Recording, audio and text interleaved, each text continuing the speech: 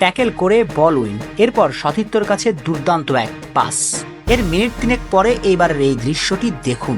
প্রথমে ট্যাকেল করে ব্যর্থ হয়ে মাটিতে পড়লেন, কি ভাবছেন হাল ছেড়ে দিয়েছেন? হা হা হা, পায় যে হাসি। ও যে বাংলার ছেলে হামজা দেওয়ান চৌধুরী এত সহজে মাথা নোয়াতে শেখেনি। বলতে পারেন কুসুম কুমারী দাস যে প্রশ্ন ছুড়েছিলেন আমাদের দেশে সেই ছেলে হবে কবে, কথায় না বড় হয়ে কাজে বড় হবে।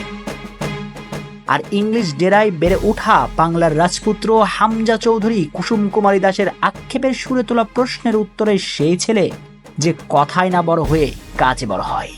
তাই তো ব্যর্থ হয়ে মাটিতে পড়ে আবারও উঠে দাঁড়ালেন। এরপর ভোদরে প্রেস্টন নর্থের ফুটবলারকে জবাবটা ঠিকঠাক দিয়েই দিয়েছেন। শুধু এই 2 মুহূর্তই নয়, বরং ইংলিশ চ্যাম্পিয়নশিপে শেফিল্ড ইউনাইটেড বনাম প্রেস্টন নর্থের পুরো ম্যাচটাই ছিল হামজাময়। পুরো ম্যাচ জুড়ে দুদণ্ড প্রতাপের সঙ্গে উড়ে বেরিয়েছেন।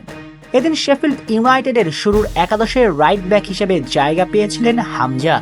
আর মাঠে তিনি কতটা অনন্য ছিলেন সেটা বোঝাতে যদি সংখ্যাতত্ত্বের হিসেবটা সামনে টানা যায় তবে স্পষ্ট হবে ব্যাপারটা।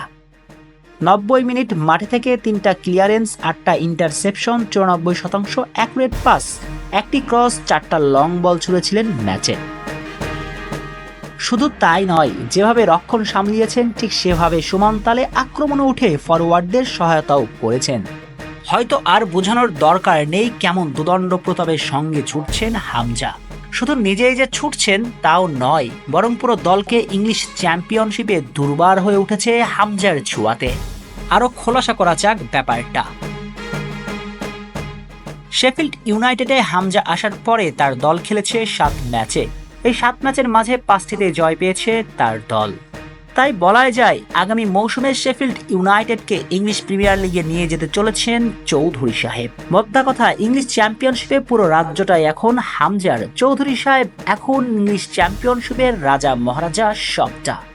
এখন বলেন তো, এমন একটা ফুটবলার যে কিনা ইংলিশ ডেরা মাতাচ্ছে, সেই ফুটবলারটার যদি মুখোমুখি হতে হয় ভারতের, তবে কেন ভারত শঙ্কায় পড়বে না? এখন তো বুঝেছেন কিসের চাপে পড়ে, কিসের ভয়ে সুনীল ছেত্রীকে অবসর ভাঙিয়ে ফিরে আনছে মেড ইন ব্লুজরা। কিন্তু লাভের লাভ হবে তো। তবে আপাতত এতটুকুই বলা যায়, বাংলার ছেলে হামজা ইংল্যান্ড মাতাচ্ছে, আর 7 সমুদ্রের এপারে ভয়ে মেড ইন ব্লুজরা কাঁপছে।